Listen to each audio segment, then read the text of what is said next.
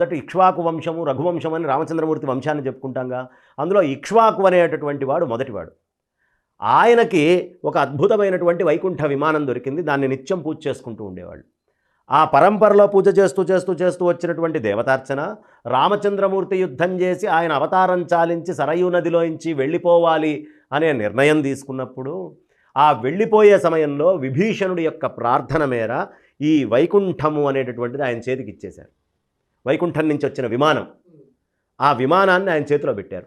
పెట్టేటప్పటికి ఆ విమానాన్ని ఆయన ఇంకా నేను లంకకి తీసుకెళ్తా అన్నాడు. లంకకి తీసుకెళ్ళావు కానీ మధ్యలో కింద ఎక్కడా పెట్టకుండా తీసుకెళ్ళాలి, భూమి మీద పెడితే మంచిది కాదు అన్నారు. సరే దాందే ఉంది అన్నాడు. ఈయన తీసుకుంటూ వెళ్తుంటే సంధ్యా సమయం అయింది. అయ్యేటప్పటికీ ఒక్కటి గుర్తుంచుకోమ్మా, గణపతికి ప్రార్థన చేయకుండా ఏ పని చేసినా గణపతి అంగీకరించాడు. రెండో విషయం, గణపతి ప్రార్థన పక్కన పెడితే ఈ దేశపు సంపద, ఈ భారతదేశానికి సంబంధించిన ఈ కర్మభూమికి ఈ ధర్మభూమికి సంబంధించిన సంపద బయటికి వెళ్ళటం గణపతికి ఇష్టం ఉండదు. వెంటనే గణపతి ఓ బ్రహ్మచారి రూపంలో వచ్చాడు.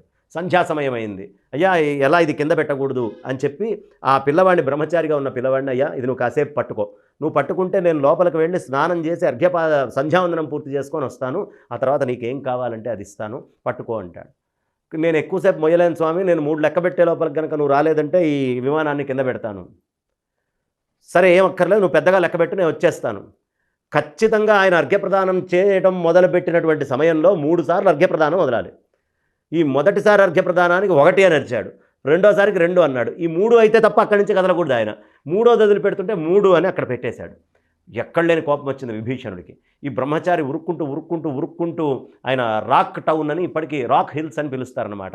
ఎక్కడ శ్రీరంగం నుంచి ఒక 8 కిలోమీటర్ల దూరం ఉంటుంది. ఈ రాక్ హిల్స్ కొండ మీదకి వెళ్ళిపోయాడు ఆయన. వెళ్తే ఆయన వెనకాలే విభీషణుడు వెళ్ళాడు. లోపలికి వెళ్ళి ఆయన వినాయకుడి కింద మారిపోయి ఇలా కూర్చున్నాడు విగ్రహ రూపంలో. విభీషణుడికి మామూలు కోపం రాలేదు. వెళ్ళి ఒక్క మొట్టికాయ ముట్టాడు. ఇక్కడ ఒక పెద్ద చొట్ట ఉంటుంది, ఇప్పటికీ అక్కడ విగ్రహానికి ఉచ్చిపిళ్ళయ్యారని పిలుస్తారు. ఆ విగ్రహం నెత్తి మీద ఒక చొట్ట ఉంటుంది. ఆ చొట్టతోటి కూడినటువంటి వినాయకుడు అక్కడ ఉంటాడు. అందుకనే మనం ఇలా తల మోదుకోవడం అనే సంప్రదాయం వచ్చింది. సరే అక్కడి నుంచి ఆయన తిరిగి వచ్చి ఈ స్వామిని ప్రార్థించాడు, వచ్చేయమని. నేను ఇక రానయ్యా అన్నాడు. మరి నన్ను ఎలా అంటే, సంవత్సరానికి 1 రోజు నువ్వు వచ్చి ఇక్కడ పూజ చేసుకో.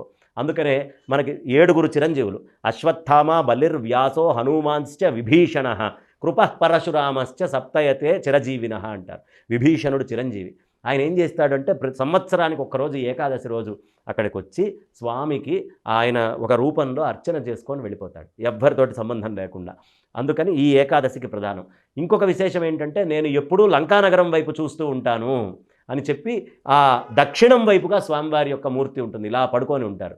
కాబట్టి దక్షిణమూర్తిగా ఉన్నాడు అనేటటువంటిది ఒకటి.